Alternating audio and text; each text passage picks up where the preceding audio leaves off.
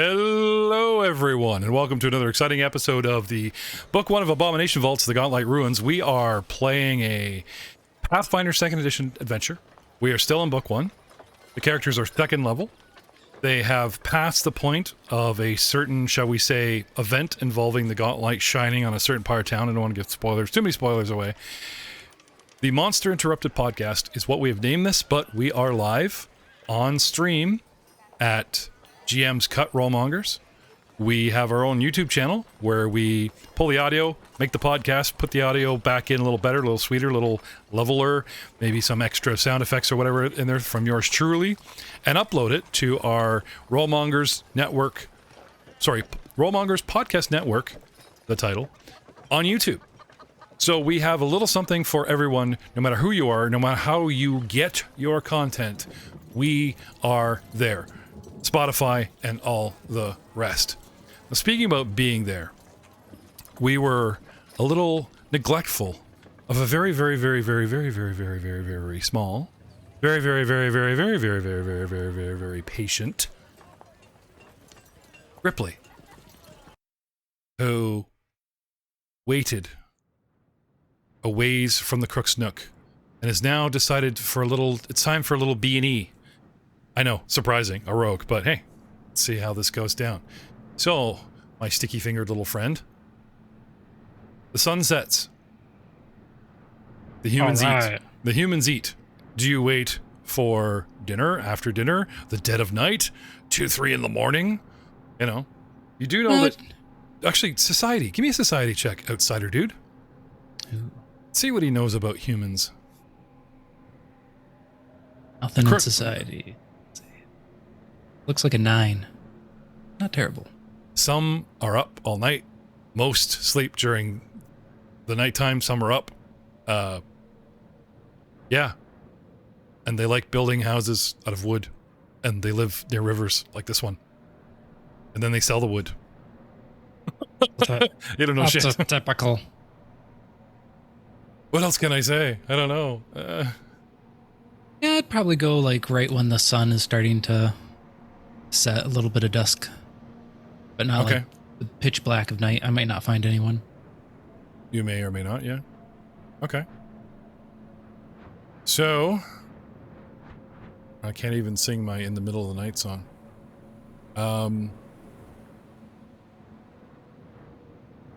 Go where? So I'd like to go kind of around the back, so not in the front door, kind of going around the back where I think the owner could be, where they'd probably have an office. And if there's a window, I'd like to look in the window. Okay.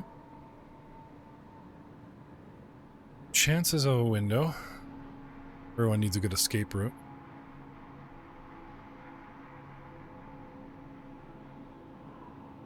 $64. No. This, it's bridge location, as it were. Front has windows, back does not. It doesn't mean that's the only way in. I'm just saying, not window access. Okay. I assume there is a door back there, though. Sure, fire code. And all that. Did they have fire code medieval times, Eric? Who knows the most about Galorian here? Not me. Fire brigade. That's what you got. Yeah, really.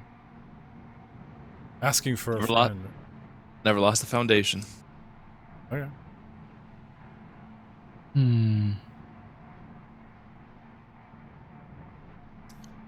Okay. Maybe I'll check for traps on the back door. Okay. Dice tower.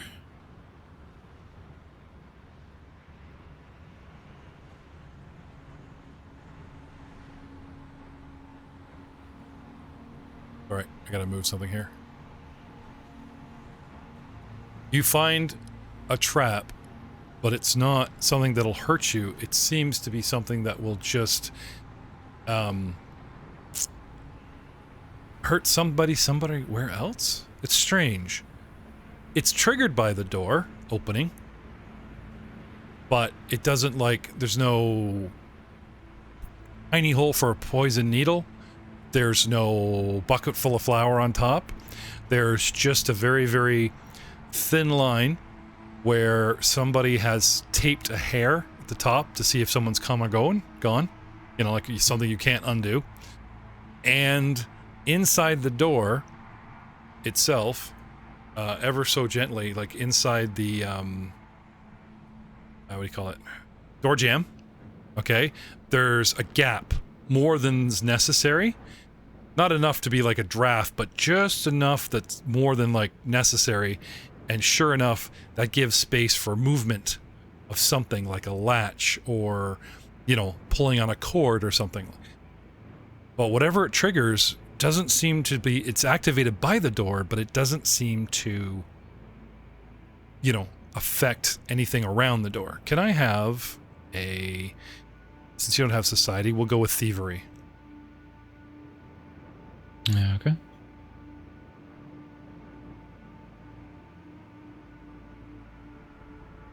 Oh, I put it in the tower. Yep. Your best guess, it's an alarm. Like a silent alarm, right? You think you're getting in undetected, but somebody knows you're here and they'll be ready for you. That defeats my purpose. You can disable it.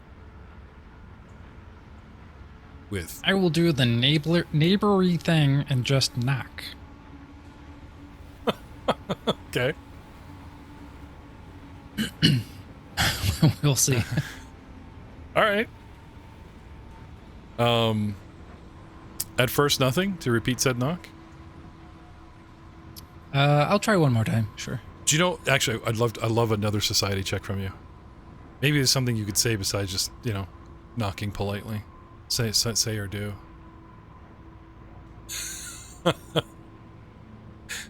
Pounding loudly and saying things like, it's the watch. It always gets results. Ooh, I know. I will pull out a little piece of wrapped up, we'll call it herb. Okay. Light it, give it a couple of puffs, and start blowing it under the door, acting like it's a fire. Okay. That'll Interesting. work. Interesting. This tiny little wisp of smoke, right?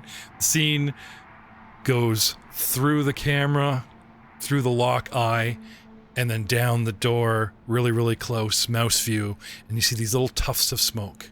And then it follows these little tendrils of smoke from his little joint, and it pulls back into what seems to be like a foyer, and then another door where they have like, it's like a mud room where they have coats and whatever, right?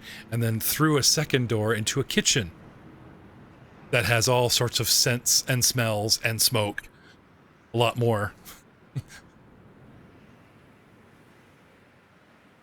Well, no one's coming. Well, I'm gonna let this go to waste. Okay. So, you enjoy said herb? Can I have can I have a fortitude save, please? You said you didn't want to waste it. It tells me like you knock it back and then eat the wrapper. 17. Yeah, that's good. Good stuff. Good stuff, you know. Not great stuff. You seem to be becoming immune. Damn fortitude, getting better every day. You know, but you feel the happiness. Start feeling hungry. Time's ticking by rapidly. No concept of time for the script lately. He's been out there for like 2 hours. Knocking on the door, puffing on the door, finishes the joint. You know, now he's feeling hungry. Huh. You know? Oh, wait. What's that smell? Can I have a perception, please? Sure. Well, they've made dinner and cooked dinner and... I don't even know why I'm here anymore. Okay. 12. A section of the wall just pops open. And it's not like a window or something shuttered or an obvious hatch. It like literally is just a concealed part of the wall popped open, and somebody uses a perfectly good concealed entrance or exit as a garbage chute and starts dumping refuse from the kitchen out said hatch. And they give it a good loft and it kind of arcs and then, you know, kind of hits the edge of the riverbank.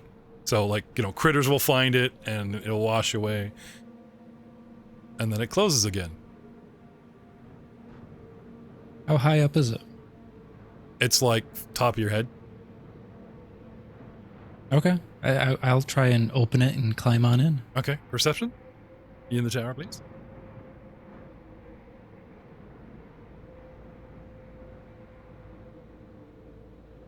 It's not that it's so seamless. It's that it blends in. But since you saw it open, the wood grain, that's boards, having a thin line cutting across several of them at different lengths, and the frame, like you could kind of see the frame of the, the type of thing. Mm-hmm. Thievery check to get it open. You would need tools. You do have these tools? Yes, I do. Okay. Then a simple thievery check to, get a shim or something very skinny in here and just pry that sucker open. 10, okay. 2 on the dice. Okay. Not hard. Like I said, you get the proper tools, and it's just a matter of the work put in. Actually, set the DC to 10.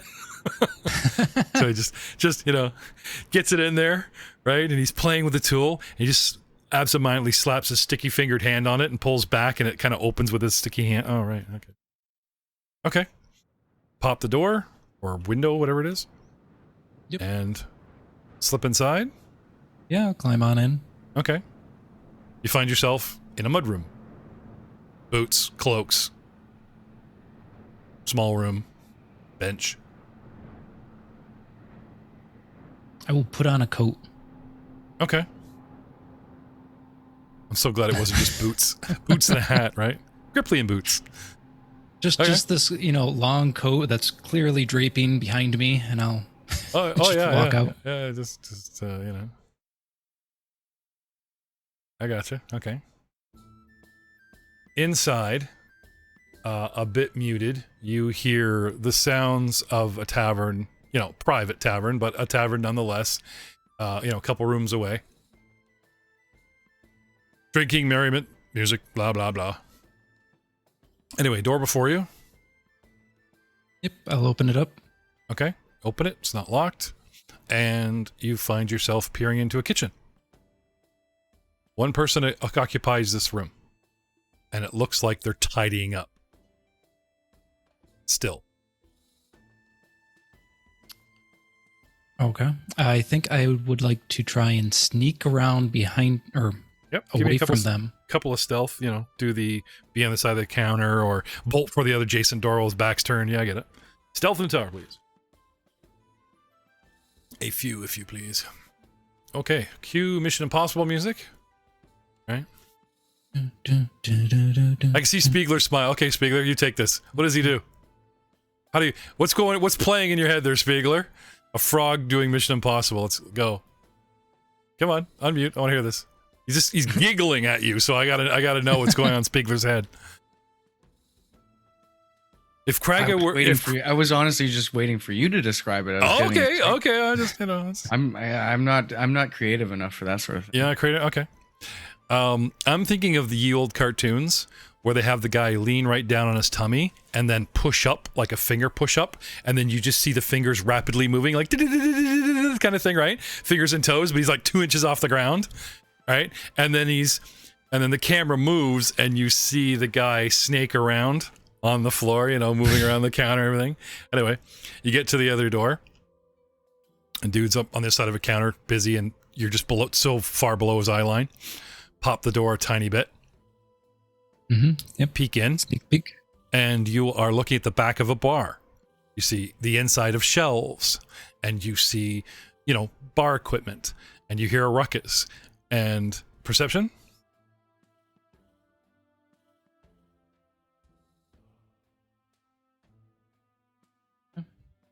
Okay. You see a panel, like a handle that looks like it would open a wooden panel right in front of several crossbows that are mounted, loaded, and aimed at this panel. As well as knives tucked in, and it's just like, there's all the booze, right? But since you're so low, look it up on the underside of the bar, like the ceiling of said underbar, right? Freaking weapons, shit pointed at the front bar, kind of thing. Okay. And then the tavern itself, its sense and sound and everything just explode upon you. as far as like smells and people and the noise and everything.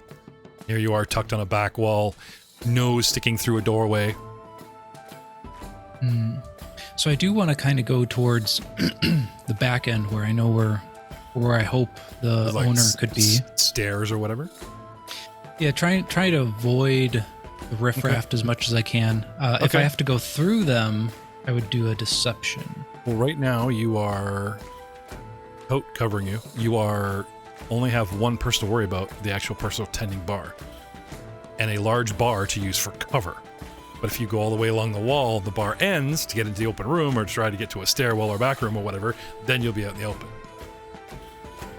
Okay. Yeah, okay. I'll do that. I'll go across the bar. Okay. We talking And stealth or then you I'll talking do a hop. deception? If only you had 2 more Gripply to fill this trench coat. If I'm hidden by the bar, like there's no one at the bar end, I'll just use stealth. You would actually have to cross behind them. Behind them? Yeah, because they're going along back and forth, serving drinks and whatever, occasionally turning 180. Not facing you, but turning right around and facing the wall that you're going to crawl along. But it seems a lot of stuff they're just pulling from another bar. I'll try some stealth. Okay.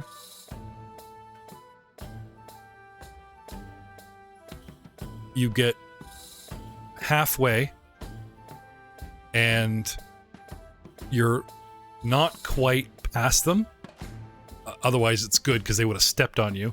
And then suddenly, somebody calls out for something, and the person tending bar says, right away, and turns and pivots like basketball, stays on the one heel and then just swivels around, plants the foot to grab something, and it's just low enough. They open a cupboard right in front of you, and then this head slowly, like there's this doorway, this cupboard right in front of you, right in front of your nose. And there's the boot. And then you just see the head, slowly come around the cupboard, wondering what it's looking at. And you're, I wouldn't say eye to eye, because they're like just leaning down over the cupboard, right? With a familiar looking human, female, tan skin. I wouldn't say dreads in her hair. Her hair is fine. Big green eyes. And she looks you up and down, and then the sparkle of recognition, and she slowly does exactly what the picture's doing. She pulls one hand, finger to her lips, making some sort of gesture. Society?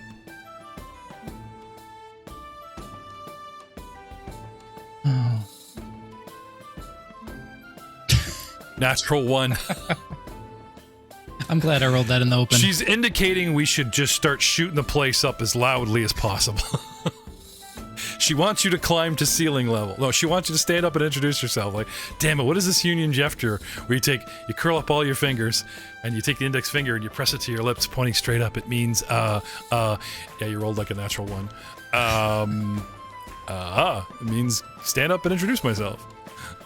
Wow, it looks like everything's good here as your health inspector. Everything looks in good order. I suggest we go back to your office and have a talk about some infringements, though.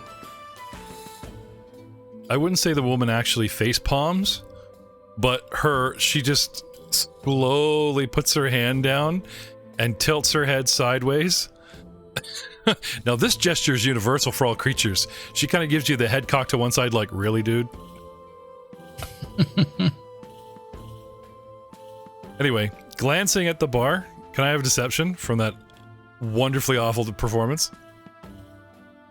Sure, you want that in the tower? Yeah.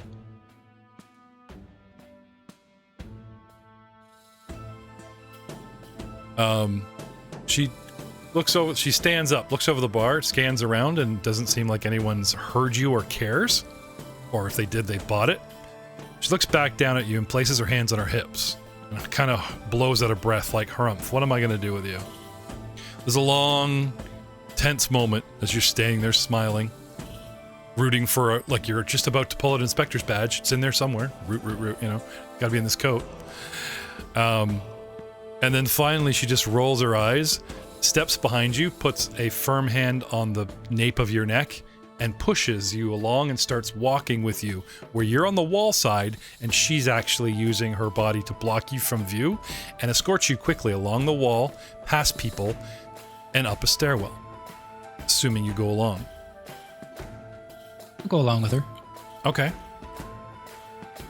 I would like intimidation, thievery, diplomacy, everything you would use in the tower for investigation, intimidation, declaration, friendship making, have it all. And while he's doing that, the scene dissolves and fades outside, shows the night sky, and then the dawn comes. And the scene comes back to the temple with Kraga, who's read his book.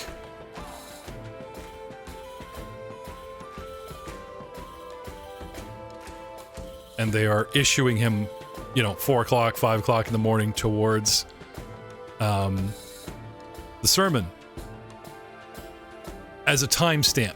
And then the scene comes back to you, and it is daybreak, like as if hours have passed.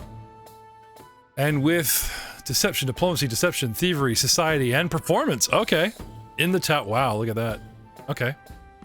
What was it you were trying to achieve here with this meeting? So I wanted to talk to the owner and try and see if the rogues that were brought back, if they had any useful information about creatures down there or treasure. I'm good with treasure too. The woman who found you, the barkeep, turns out to be Yinya Zamira herself. Okay. Because she is shrewd and slow to act rashly, hence holding her guild position as leader. Mm-hmm. She doesn't seem to trust you, but at first she's very put off by you, like, the people got back, but she's not like, yeah, they got away from us, we would like them back for dinner kind of type of thing, right? She's not an idiot. She knows about Gripply, there in the world, there in the swamp. There were no rumors of, your people ever attacking the town, harassing the town. Suction marks left on the body on the road, like never.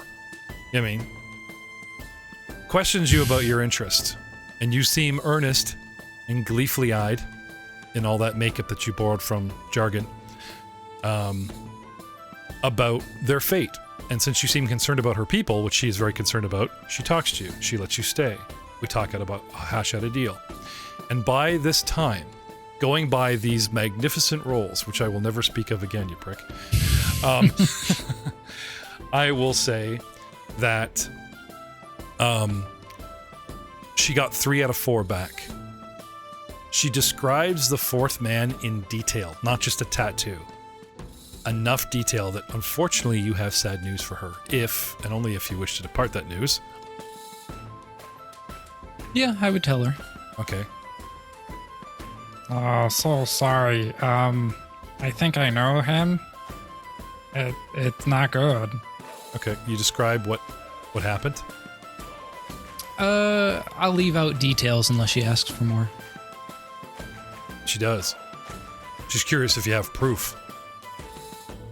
So since you don't have like a body part, I guess something that no one could make up, the gruesome details of the sacrificial altar you found the guy on would kind of be, Yeah, I guess I would do that then. So I'm going to use that as your performance. So there he is, like convoluting his body and like laying over her table, and this is how I found him. This is like, okay, I believe you. God. All right. I believe you guys were paid, was it 25.5 up front or 50.5 up front? And she gave you guys most of the money? Back for finding 3 to 4. It was most. She offers you the same deal. I'll look into how much was paid or whatever, but whatever remains of that gold or silver, okay, she offers it to you. If you...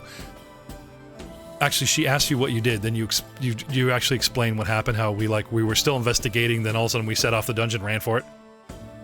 Mm-hmm. Monster bad, right? Okay. So she doesn't blame you for leaving the body. And you didn't know him, and you hadn't spoken to her. She apologizes for the way you were treated. She brings you out front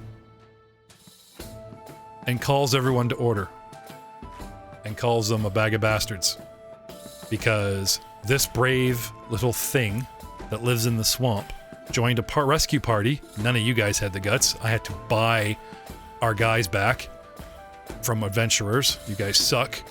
And there's a guy missing, and this guy... Introduce yourself, Dubsie. Get on the bar, take a bow, have a drink. As a matter of fact, she does the Vin Diesel. You can have any ale here.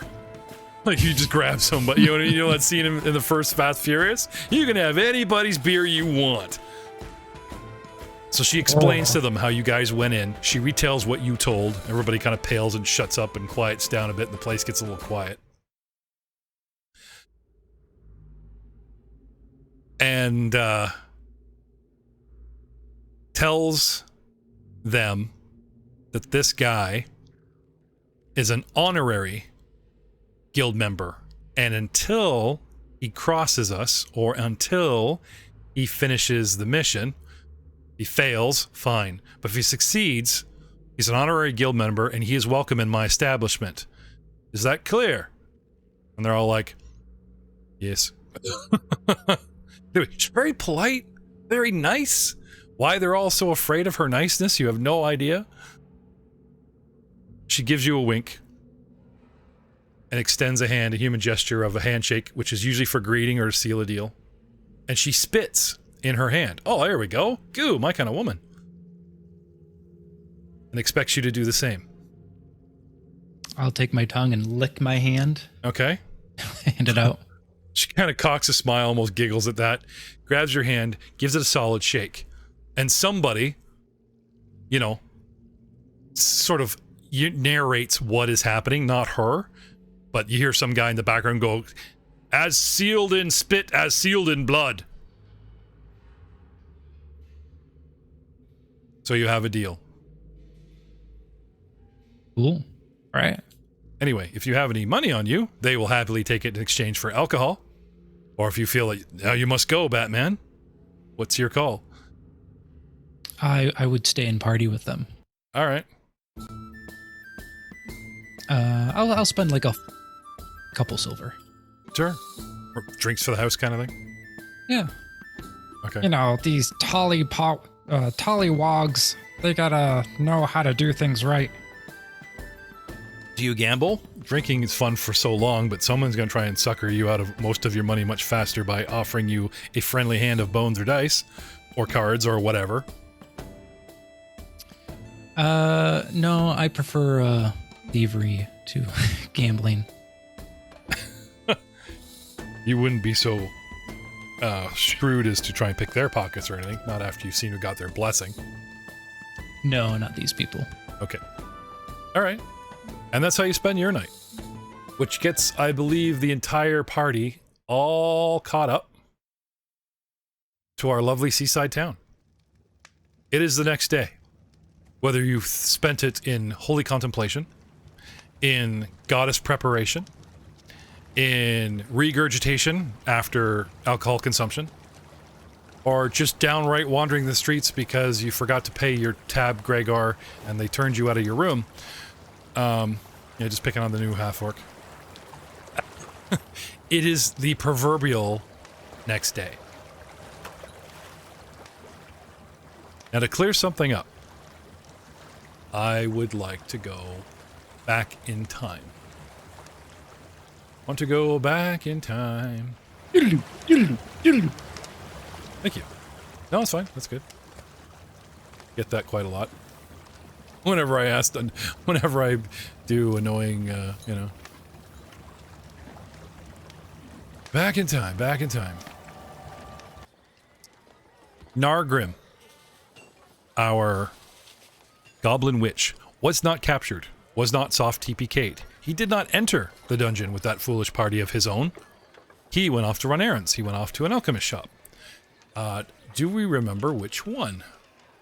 Alchemy, wizard stuff. Anyone? Where does one buy? Yeah, Yeah, just like Rin's Wonders? No, that's the Loading fume, gallery, devices, blades, I think I know I went to the same shop that Corey went to get like bullets and slings, things like that, and then to get that was like the marketplace, right? But I thought we'd actually found like an actual like shop that's not in the marketplace. Could be wrong. Yeah, I don't see the list of actual places here to jog my memory. I don't have the names of them, just the numbers. Okay. Oh, there they are. Found it. I don't remember. Yeah, just nothing here is like, you know, blades for glades, you know. That's the blacksmith. Yeah, they have That's where Kraga likes to remind me that he's best buddies with his ex-friend who he intimidated. Now, something we didn't cover, Kraga, is you're a hero of this town. So I lowered the DC. He folded pretty quick, but you may have tarnished our relationship just a little bit. Hope that 10%'s extra shiny. What stuff? Yeah, there's the library. There's, you know, there's Rin's Wonders. There's this and that. So, but not to go back on what you found. Okay, there is a shop that's, I'm gonna say, is moving. You know, they're looking to step in the marketplace. You know how downtown of a town has to compete with uptown where the mall is? Right? That kind of thing in a lot of cities or a lot of small towns. It's location, right? The market has grown and grown and grown. Somebody got very wealthy, turned a house into a storefront, and everybody went there. And then after time, because the market was just sort of a dollar store flux of flea market, you know what I mean? Like you could go there, get everything. This place fell a little bit into dilapidation, and then he kind of closed it. But there's the old sign out front. Everybody knows this place is closed but you, and you knock on the door and they let you in, and it's like, well, a lot of things were boxing up, but, you know, and you ask about what you needed, and you talk to the alchemist and the wizard, that type of thing. And then he got called away, because he's not running it like a business there, Nargrim. He got called away. And taking the opportunity, I believe we had you wandering around looking at stuff, and then you kind of ended up, there were like that beads in the doorway kind of thing, and you end up in this back room.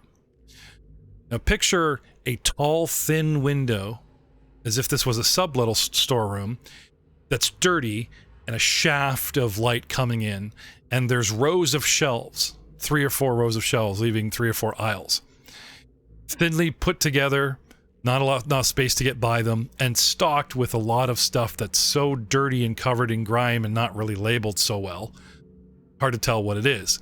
A lot of this stuff in here are empty boxes, empty containers, empty bottles once, right? But they smell like they've all been used. Anyway, poking around, right? Lucy, scamp that your familiar is, starts climbing one of the shelves. Little hop, skip, and a jump, and ends up on the center shelf top.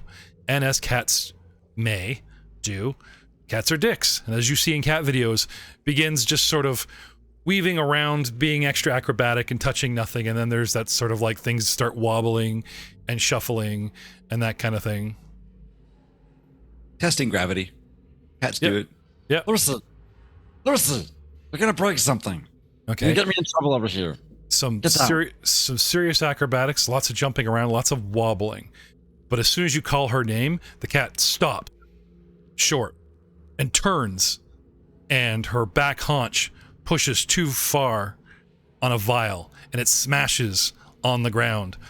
And she watches it drop and looks there and looks at the big green stain in glass and then looks at you like, I didn't do that. That's on you, man. If I have any money for this. Did you go investigate, see what she broke? Or do Yeah, you I'm gonna wanna go check it out. just get the hell out of here. we didn't touch something, sorry, bye.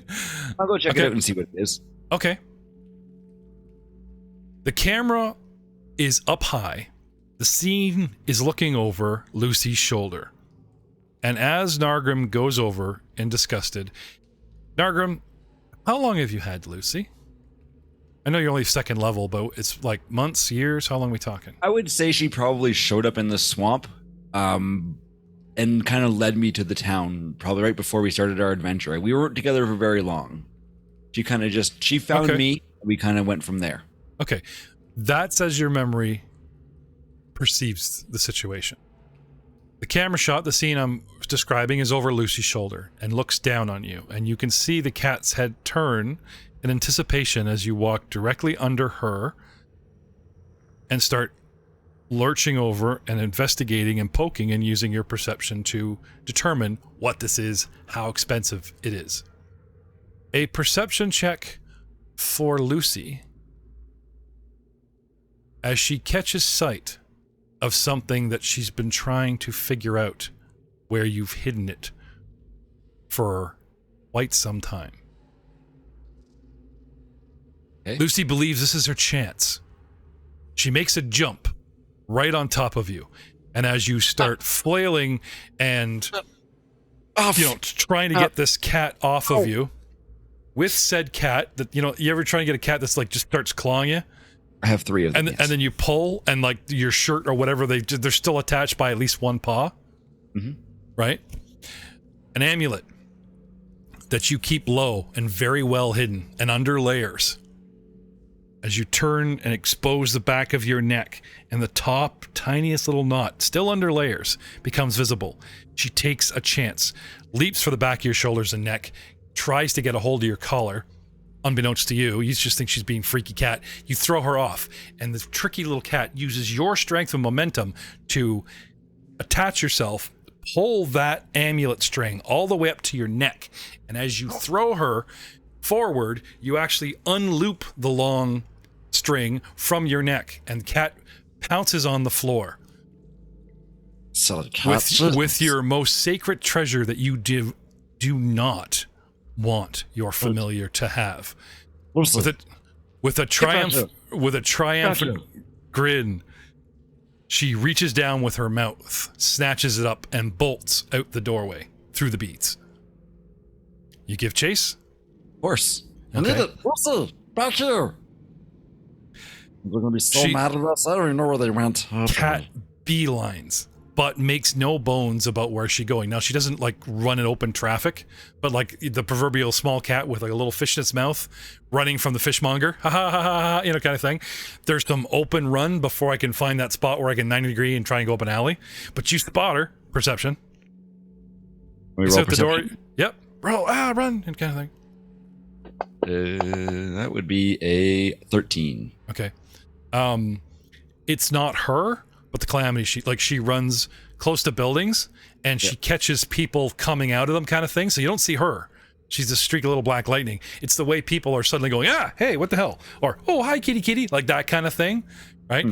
With a 13, you can at least catch something like that, which makes you go, that way. You go tearing after her, right?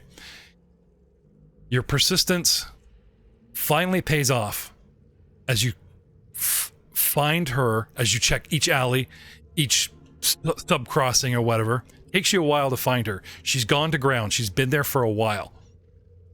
You finally found her down the bottom of an alley. And it looks like she's just sitting there, playing with something, batting it around, chewing on it. A cat just tries to take something apart. Lucy, what have we talked about? Don't touch my personal things. No, give me that back. I need it. It's personal. It's special to me. She looks at you 50 feet away and redoubles her efforts. She doesn't pick it up and run this time.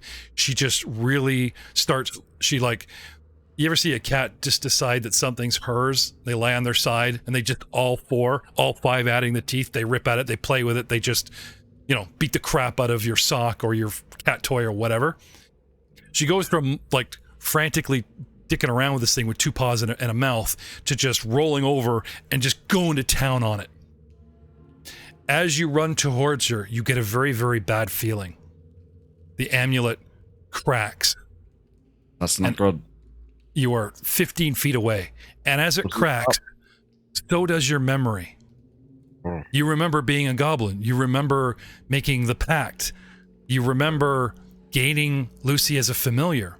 But you also remember living in the swamp. You remember eating insects. You remember climbing thrushes and trees. You remember your egg that birthed you. You remember your reptilian parents. I'm a Memories, goblin. memories of both these lives flood your mind. That world was 10 much better. feet. The cat is really going to town on this thing, obviously trying to just either... She goes from looking like she's trying to play with it to destroy it. Her eyes, yellow, begin to glow bright orange and yellow. And by the time you stand over her, she practically has the amulet apart. What do you do? Kind of in a flourish of memories and headaches. Lucy, I think you have to stop. Try and get it from her? Stop. I'll make for a grab for it. Okay. The cat claws you to try and fend you off, but you're a person. It's a cat. So taking the 1 point, 2 point, taking the damage, focusing through the pain on you must get this amulet back. You do. You wrestle it from the cat. And you examine this amulet. It's a flat piece of stone with a greenish black gem. The crack itself has cracked diagonally top left to bottom right through a yellow sliver that runs almost like a marble through it, almost looking like a cat's eye itself. I don't even know where I got this. I just know I need it. Very special. Lucy, Can I- what is this? Why can did I- you steal it from me? Can I have a willpower in the tower, please? Willpower in the tower. Yep. Will saving throw or just a will? Will saving throw in the tower, please.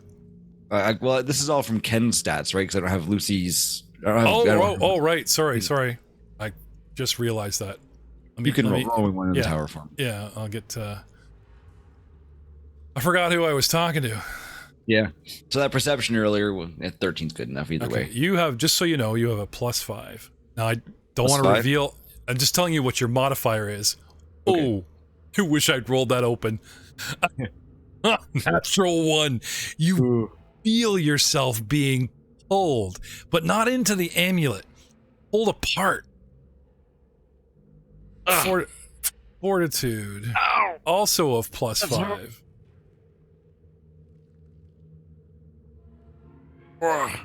The world around you starts getting bigger Lucy, help. and Awesome. bigger. And though you go from talking as a goblin to just thinking to calling to her, as you dwindle in size, smaller and smaller, the world gets bigger and bigger. And over by refuse and trash can, a shadow begins to grow along the wall, larger and larger. And from your new size perspective, as the amulet itself looks the size of your head, a large, furry humanoid, naked but still covered in fur, steps out angrily from the garbage pile. Oh. You panic, try to run, try to grab the amulet and go. What do you do? The amulet's huge. I'd probably just hop or get close to it and see if I can make my way away from anywhere. Okay. Yeah.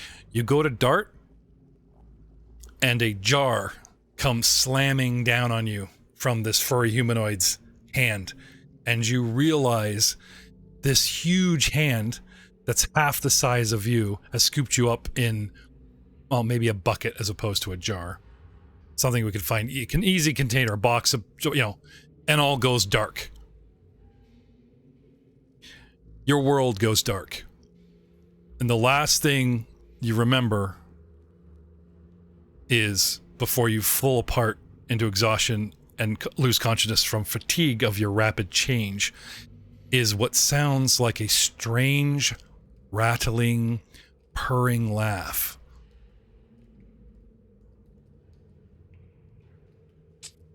Dun dun. And now back to a week later. Kraga has emerged.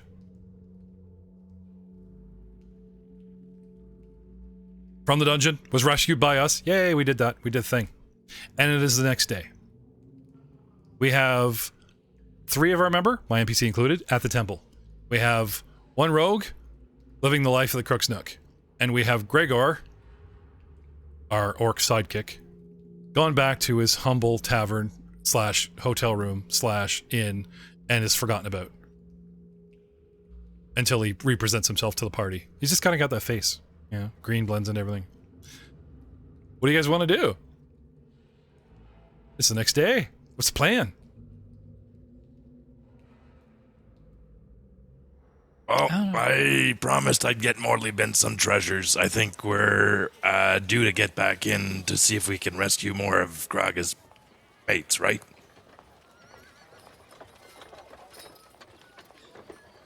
So he's asking you, he's not asking me, guys. So between having to go to, between the rescue mission and grabbing some more gear, more treasure, I think. Do you always talk in character when you're sitting alone in your room? Or you want to find them first?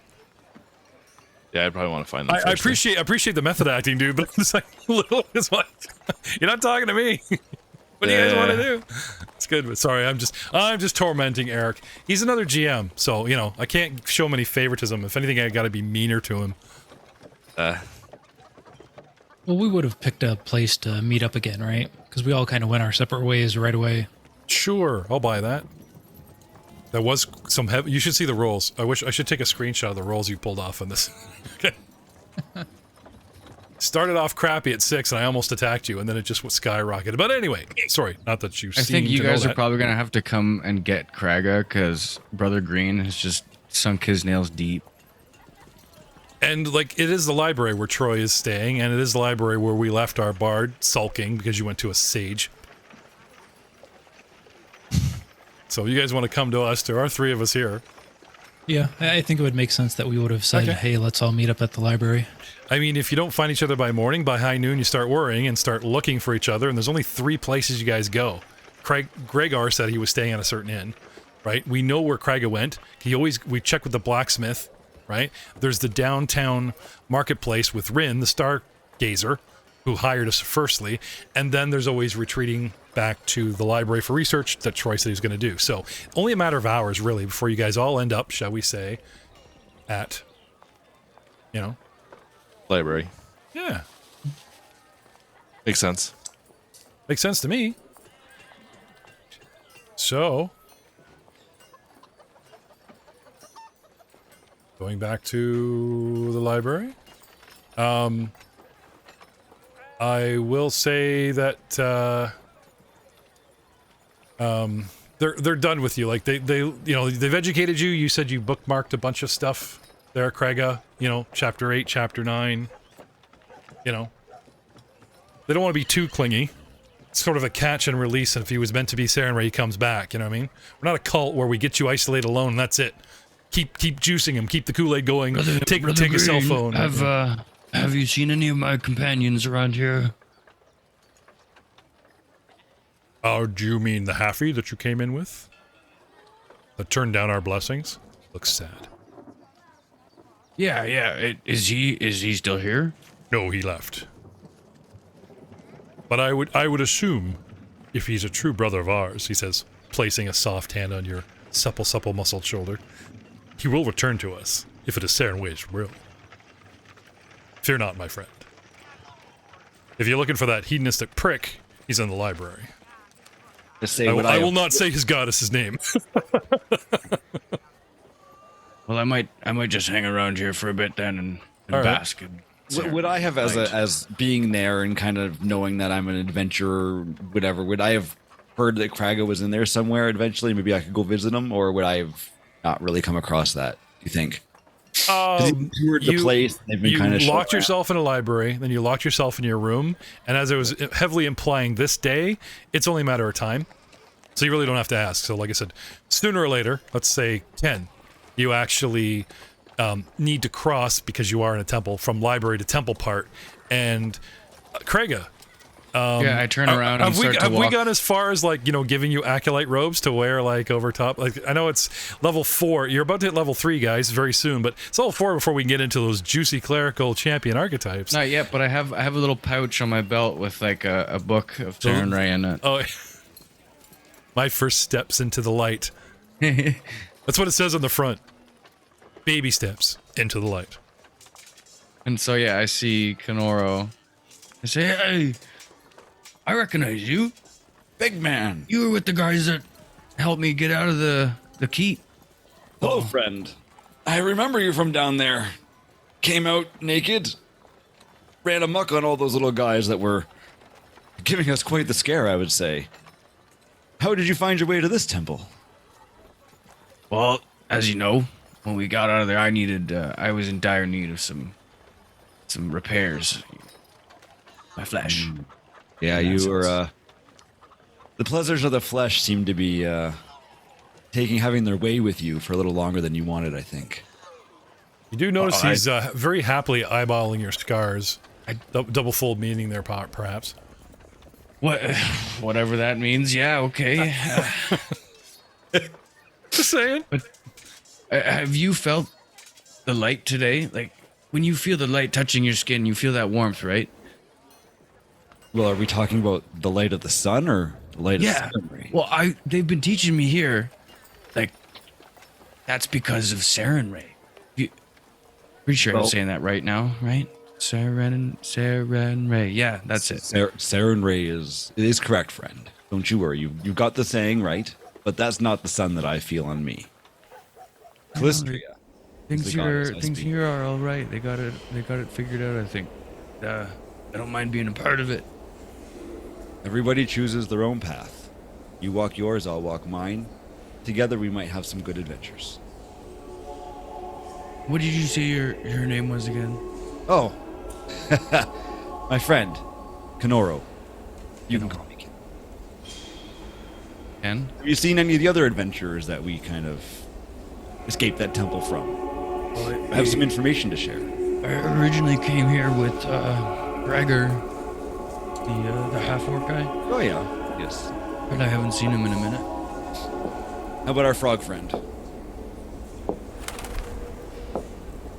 Oh, I forgot that guy was there. I thought he was just, like, a frog in the dungeon that got lost or something. Not a bad friend to have. Someone that nobody notices sometimes, right? What's his I'm name? sure he's around. What's his name? Dubsie. Yeah. Dubsie. That's at least what he's told us. Maybe it's something else, but that's what he goes by, so that's what we'll call him. Let's see if we can find the rest and go over some information about this dungeon. We have some unfinished business to take care of. Right. Oh yeah, and didn't you guys have? Wasn't there another guy that was like we had to leave him behind? We're gonna go back for him too. Unfinished business. I can help with that. Don't you worry. I appreciate it. Want to hand out for a handshake? The old forearm clasp. Either way, I put for a handshake. You can grab the forearm, and I'll go with it. Clasp of friends. Gentlemen, I want to give you both a hero point. That was the best back and forth, no break, in character. And here's our new acolyte trying to pitch his religion to the other cleric. That was gold, guys. Give your both selves a hero point, please. It's great. No pressure on the other two when they show up, but you know. Oh wow! Now I got fuck you eyes from Drew. Wow, that's two. First I got him from Eric last episode. Certainly, it's a matter of time. Where would you guys want to convene? I would assume the library for more research, or are you guys just gonna bump into each other at temple and then just start trucking your way back in?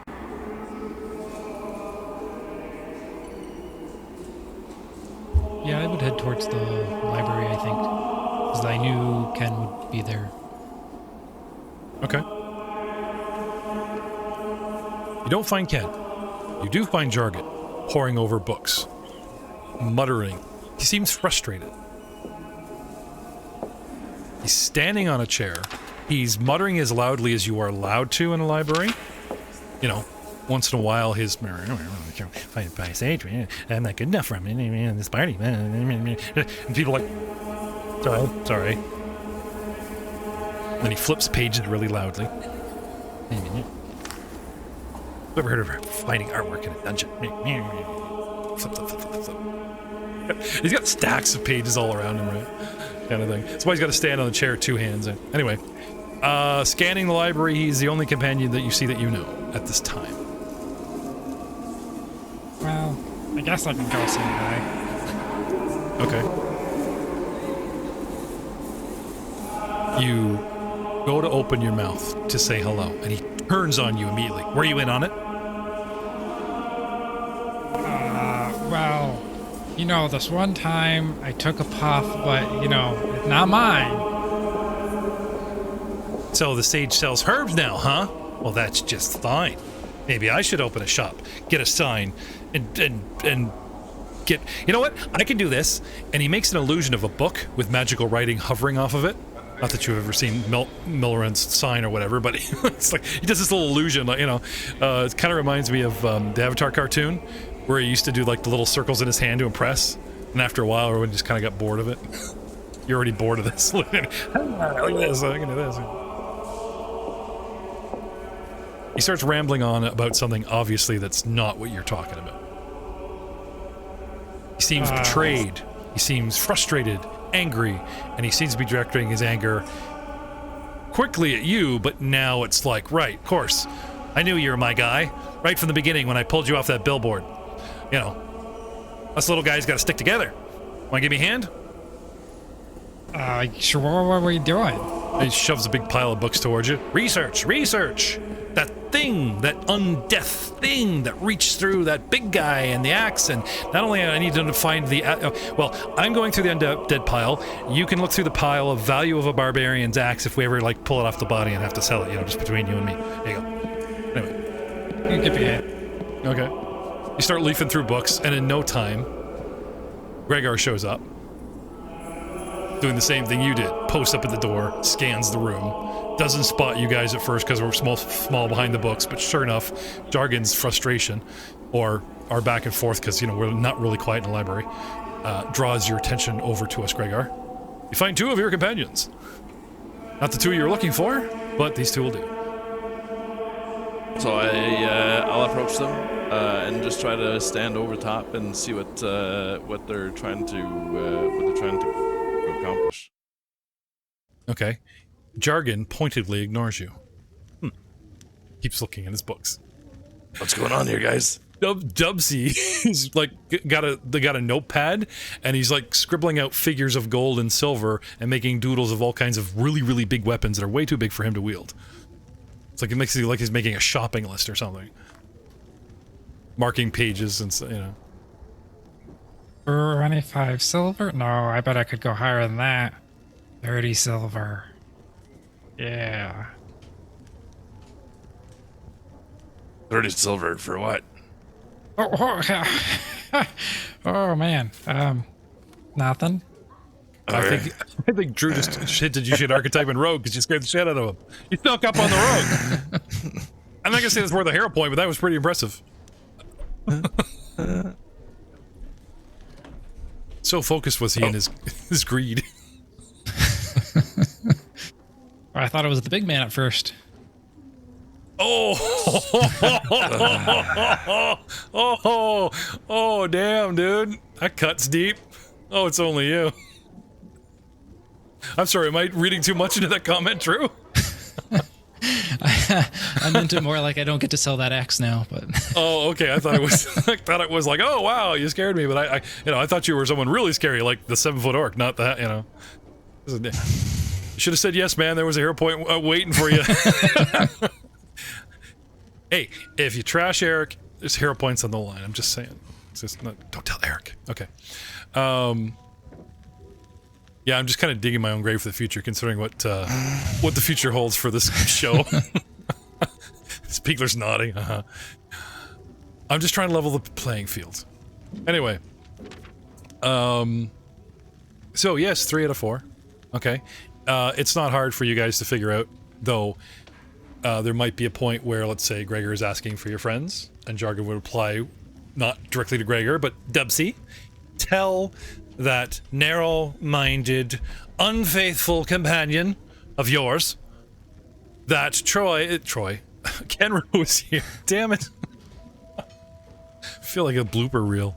I even changed my name to the display. Line, I know, but I glanced up and I looked at Troy Phillips. I was gonna say, as you saying that, me and Kenoro come walking in, I'm like, yeah, and that's when I smashed him.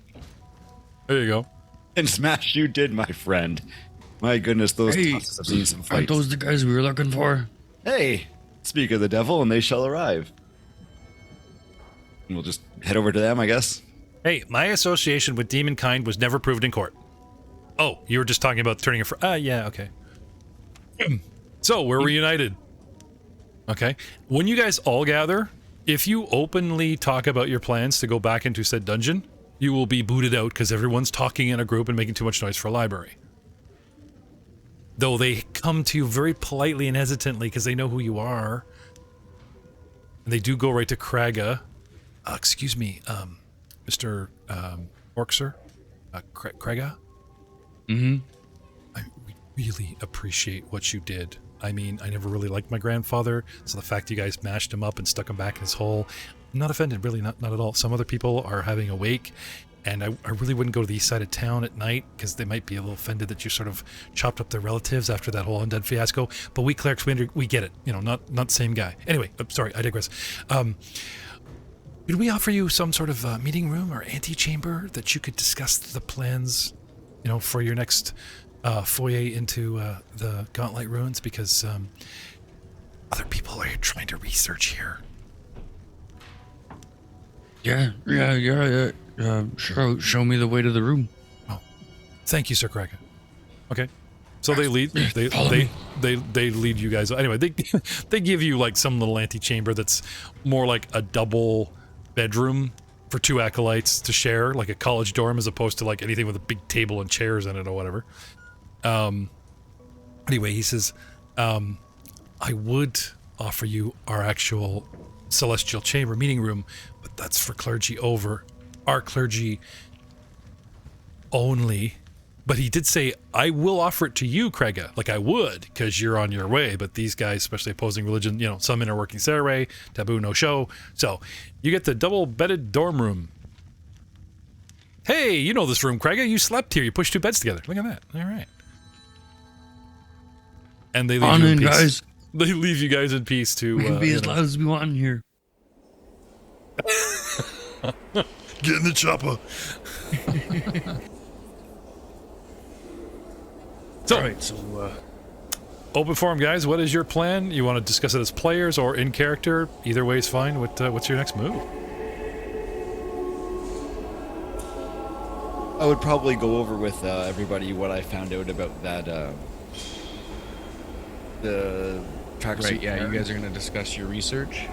Yeah, go over some research. I'm just going to sit there like this going... Okay. We'd also ask you kind of what you know about the place, because you burst out of there, sitting under there for who knows how long. Is there anything you could tell us that's helpful? Do you have knowledge religion? Do you have... no, Craig. all I say is magic stinky. What? No, I don't know. I just smash. Oh my god. That was like the best Ludo smell bad labyrinth scene I've seen in a long time. Damn it. I'm trying to center my camera so you can't see all my crap that I've been moving and packing in my studio here. Center it on another one. Point you at the big one. And I'll smash it. Okay. Do you have a plan? Did you guys want to re-enter whence you came? Can I have an intelligence check from Kraga? This might be a fun way to montage. It's like, as the party in front of Kraga discusses all kinds of plans and starts debating how to go back in there and everything that you're not really knowing about, you're scratching your head, okay? 2 things become apparent to you, Kraga. First is they don't seem to discuss the second entrance that you guys in the original party found on the island. The other stairwell that we decided not to use. Because there's a lot of, we have to get past the shadow to get further in the dungeon. How we defeat the shadow. Oh, it's not light in the air or light in its face. If you actually cast light on a weapon, we might actually be able to hurt it. Good to know. Etc. and so forth.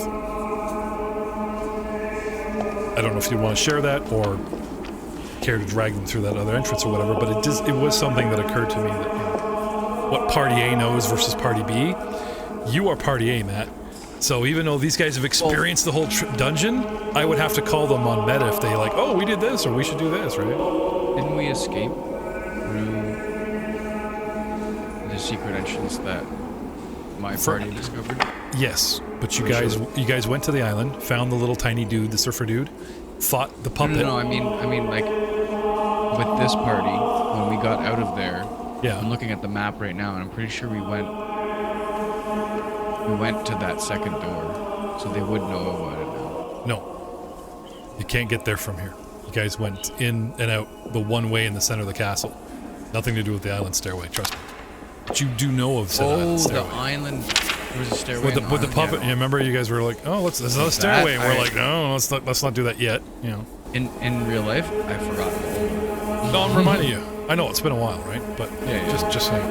I thought you were talking about the secret passage with the 3 chairs. No, that's the way. That was the initial way. And we're like, oh, let's stick with one. You know, we don't want to get separated or whatever, right? But now you're with a whole new party, and they're talking about one way in, and a shadow blocks our way. Plus, our friend's a shadow. What do we do? And when they start talking about getting past it, intelligence check, success. Hey guys, I know a back way in, right? Yeah. So I don't know if you want to put that on the table. Then yeah, go ahead. Yeah. I would out of character. I'll just Okay. So now we have new information that Craiga's party had gone to the island with boat launches around the back of the castle and explored it. And I recall something about some keys that my dwarven companion had. Yes. As well as a gem that. See, I don't know if I remember the gem though. Oh yeah. You guys voted on who should carry it and give it to which because it was magical. Yeah. Okay. Right. So, party so I let them know like there's a couple things you should keep an eye out for. Specifically though, because when you came back to the town, I'm not so sure he was quick to sell it. It wasn't just, oh, I'll hold the wealth. It was like, this is magical, I should look into it. You know, and yeah, when we went back to like talk to the mayor, we went into the keep before we spoke to the mayor, and then we came back and spoke to him, and went back again, or we talked to the mayor right now. That's something I don't even know. Yeah, I remember going into his like big.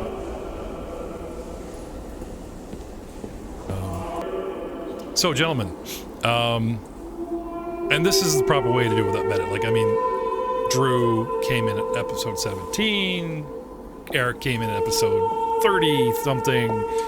You know, Troy stepped out of the game for a while. It's pretty, and then Matt, we lost Matt, so you guys are like shuffled, but there's a couple key points. Is like, yes, dwarf with keys, good point. Goblin with gem. Where is your goblin buddy? Come to think of it, he never went in with you. Yeah, he didn't go in. And you haven't seen him around town. I mean, he was loyal, good fighter. Are we recording it? Yeah.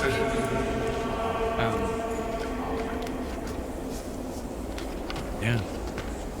You care. I'll definitely bring up, like, have you guys heard of Margaret? Yes, I interviewed him. The Goblin Witch.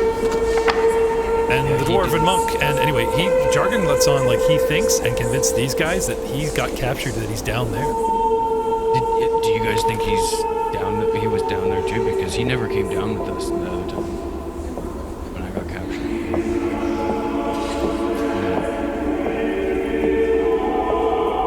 So talk about it. Yeah, well, okay. I can ask some of the brothers here about something. Okay. Which is not going to be common occurrence for them. Are you guys planning on heading back soon? Down to the... I'm good with that. I'm still trying to figure out how Frog is talking. It's a Gripply, you racist. Your name's Dubsie, right? Come on, he's green. It's all good. Where are you from? I've never seen anybody or anything like you before in my life. Well, that's just because you're not looking. Just because I think all you tollywogs look the same too doesn't mean I don't think you can't talk. Oh my god, that's awesome. Tollywog, let's put that on a t-shirt. You're right. I am being completely unfair. I'm so sorry. Still, I'm happy to make your acquaintance. Like, it's definitely interesting. Oh, come. Expanding your horizons. I feel great about that. Yeah, you'll have to tell me more sometime about where your people are from. what you guys are like. Culture. I don't know. Is this a racist T-shirt? Picture the frog just sitting there, with a scowl, looking up, big eyes, and it says, "All you tollywogs look the same to me." I mean, is that a racist statement to put on a T-shirt? Because I want that to happen. I really do. 0.1% of our fan base might actually get it, and the rest of the world is you're walking around with this frog shirt that sounds kind of racist. Surprisingly, there have been a decent amount of people angry about racial stuff inside of fantasy games, and it's like, really? Yeah, I can see that. Like, coming out of the old school, there was some straight up, like, misogynistic as well as chauvinistic. I mean, don't get me started on, like, chainmail bikinis and stuff. Like, there was a lot, right? And fantasy world, medieval, clocks back to a time of our own world where there was slavery and there was a lot of prejudice, right? Right. And yeah, I get it might be weird to, like, just kind of remove that from a fantasy setting, but anyone can build a fantasy world to their liking, right? And if Paizo wants to cater an alternate or an additional to that, sure, more money to them, right? Why piss off 1/3 of your fan base or half or whatever, right? The problem is when you put the entire fan base of Paizo together, everyone is different stripes, different strokes, and you're gonna get that. Why does everyone look like flowing golden hair white Zeus? And now why is every single new piece of artwork all kinds of this and that? You know what I mean? It's like they've swung heavily from one, and to compensate, they're swinging like way heavy towards the other instead of just balancing it, which was requested. But anyway. So I'm gonna bring up also to the guys that we originally met with Rin's Vixie and Rin's Wonders, and she told us about like Keep at the beginning of the. You want to go find Rin? Yeah, and ask her if she has any inclination of where Nardgrin lives. Okay. You guys go. You guys want to spread out around town and do a Nargrim search? No one's seen him in a week, just like the guys that got buried with you. I did say 3 weeks, and I hinted at 3 days, but I realized there are things in the module you guys don't know about are time sensitive, and just to hand wave 3 weeks, it would be a dick move because it would really put you guys in a crunch. So we're gonna say that. That's why I was joking with Spiegler. Like 3 days was the longest 3 days of your life. So it's kind of been like with the sleeps we've had, maybe somewhere between 4 and 6 days since you were captured and TPK'd. I do gotta solid that down just so you know it's been like. Do you guys want to put it to a vote if we go back now or research for Narg? What's this Narg look like? Oh, he's, a little green gobby. Oh, I gotcha. Covered. Anyway, he pulls out a book and, like, in his journal of, like, quoting Nargrim, he did, like, a little sketch. The guy's, like, a little bit of an artist. And it's just like Paizo's, like, pencil sketches of, like, a caricature. It's not color print. He's got this representation. Kraga, he's captured him pretty good. It's a pencil sketch of a goblin. He's got the scar over his eye down and a pretty good Nargrim kind of expression, right? Looks just like the goblins I grew up with. Yeah. However, Kraga misses it, but Dubsie, there's a cat on his shoulders, charcoaled in with dark fur, but the expression on the cat's face, the eyes, look far more than just your regular house cat. I'm not saying it looks sinister, but it definitely looks intelligent, like even beyond the way your own cat looks at you very intelligently. Maybe he took some artistic license. I mean, how many cats can look like, I'm bored, so I'll take the shoulder ride, but, I really need to go home and do my taxes, all in a pencil sketch. It's pretty impressive artistry. Anyway, I think I got a pretty good representation here. Yes. Also, these could double. I could sell them to the Watch for Wanted posters in case, the party ever went rogue, I mean, there's a fine line between saving us from the undead horde and unleashing another one and getting blamed, so, pencil sketch is always good. It's how I spend while they're talking, blah, blah, blah, blah, blah. I remember most of their statements, but I like sketching them in the moment. So voila. Yeah, what about you, Gregor? What do you say?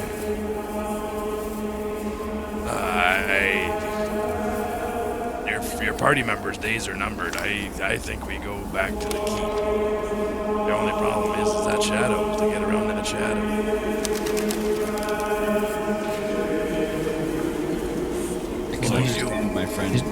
His days aren't numbered because he didn't go in the dungeon with us. He's out and about. Like he's fine. I can help with that.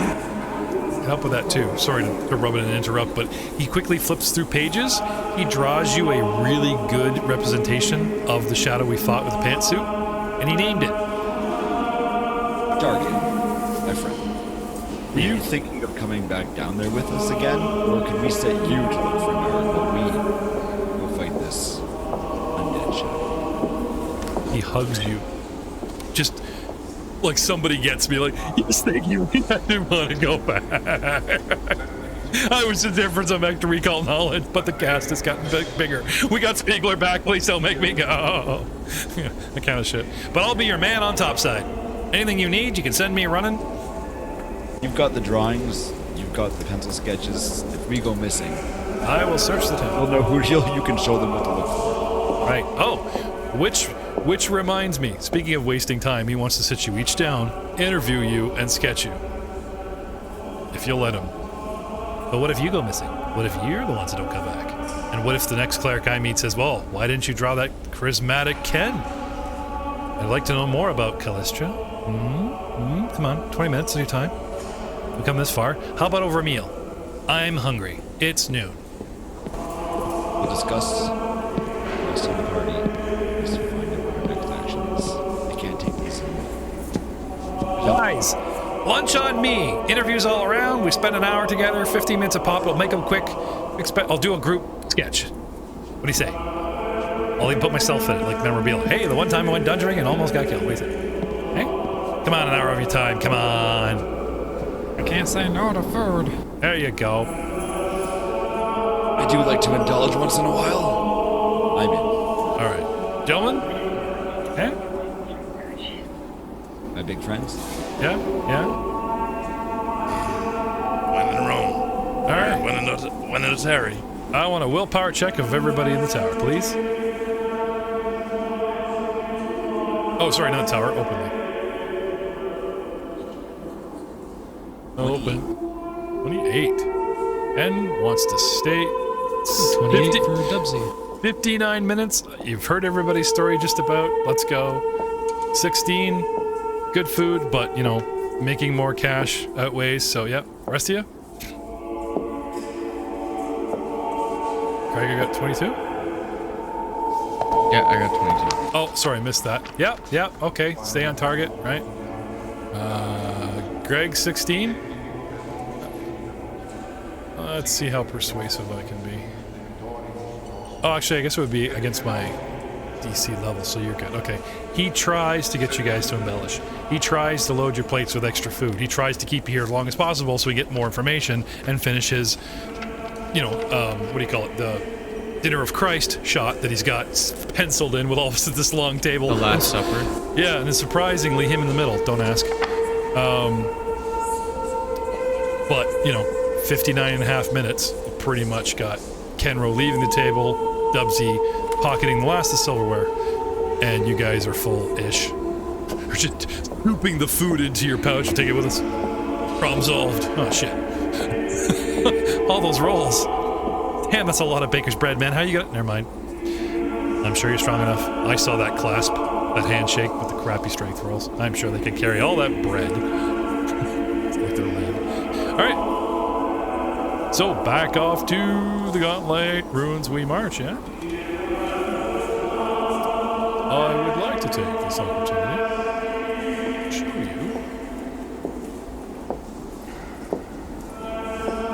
some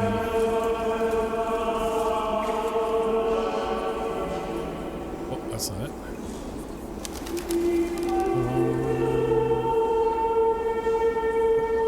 I'm hoping for. I found this really good shot of the actual tower. It's taken from the swamp. So if you guys look at the top corner of this map, and you actually see the swamp and the fog fen, right? Go put your camera guy out to the right and a couple feet off into this, like he's standing 10 feet into the marsh, looking back left to the west, and draw that painting. And I've got it in the adventure, but I can't seem to find it in my fantasy grounds. I'll have to put that. It's just a really good shot of the building, you know, very ominous. And as we march back through the fog fen, you know, dun dun dun dun dun. So our party now has dwindled a wee bit. A tiny, tiny, tiny, tiny wee bit. And as you guys retrace your steps and head back to the fog fen, we will see you all next time.